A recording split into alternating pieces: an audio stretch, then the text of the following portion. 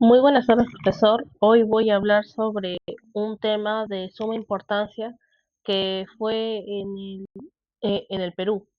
Y lo que voy a hablar hoy va a ser la de la reforma agraria. La reforma agraria, ¿qué fue para empezar? La reforma agraria constituyó en uno de los procesos más relevantes y debatidos en el Perú contemporáneo. La meta principal de esta iniciativa, que fue promovida en 1969 por el régimen militar de Juan Velasco Alvarado, era poner fin a la distribución desigual de tierras y dar poder a los agricultores, ¿no? Eh, en esta exposición, por así decirlo, voy a dar mi opinión si fue buena o mala la reforma agraria en algunos aspectos del ámbito, ¿no? Y eso lo veremos, pero primero quiero, quiero dar a entender cómo fue el contexto histórico de la reforma agraria.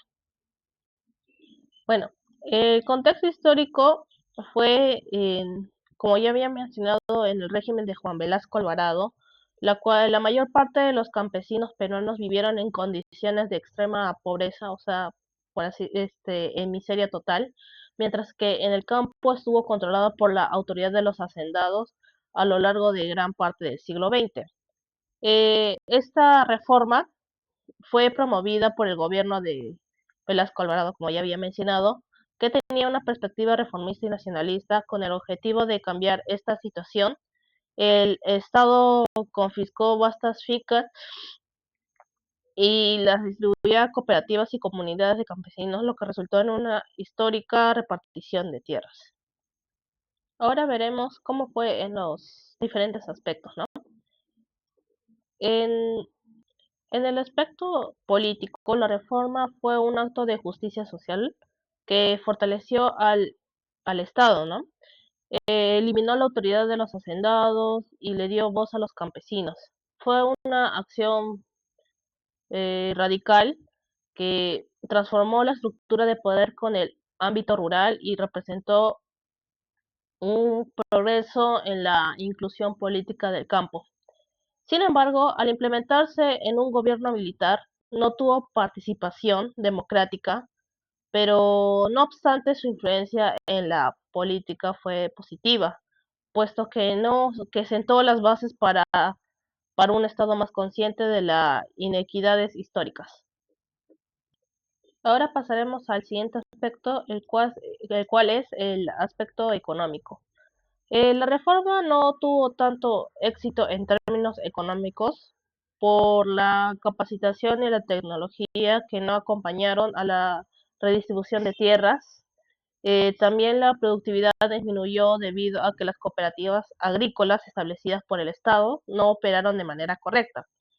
Eh, el país, que antes exportaba productos del campo, comenzó a depender de las importaciones. Es por esta razón que la reforma agraria tuvo un impacto negativo, por así decirlo, en términos económicos, pues no pudo mantener el crecimiento ni mejoró las condiciones del sector agrícola.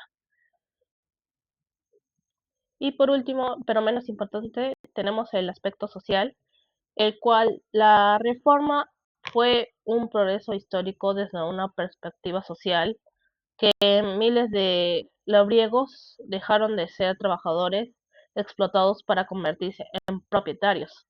La educación rural se optimizó y la identidad indígena y campesina fue reconocida, o sea, su voz se dio a conocer. Eh, Sin embargo, la ausencia de respaldo a lo largo de largo plazo provocó que un gran número de comunidades quedaran desasistidos. Pero en lo que respecta a lo social, la transformación fue muy beneficiosa. La historia peruana fue transformada por el proceso de reforma agraria que promovió Velasco Alvarado, aunque su implementación generó efectos económicos adversos. No se puede negar que su importancia en términos sociales y políticos permitió que miles de campesinos eh, dejaran de ser explotados y se convirtieran en propietarios de sus propias tierras. Fue una acción que generó justicia, pero no prosperidad. Se puede ver como un triunfo en términos morales, sí, pero no en términos económicos, que se trató en tentativa redistributiva de la riqueza y erradicar la desigualdad. Aunque, aunque no se planificó bien para conservar la productividad, a pesar de eso, produjo un cambio en la percepción del campesino peruano y dejó una huella en la conciencia social del país. Y con esto doy concluida mi exposición, profesor. Muchas gracias. Fue en el Perú. Y lo que voy a hablar hoy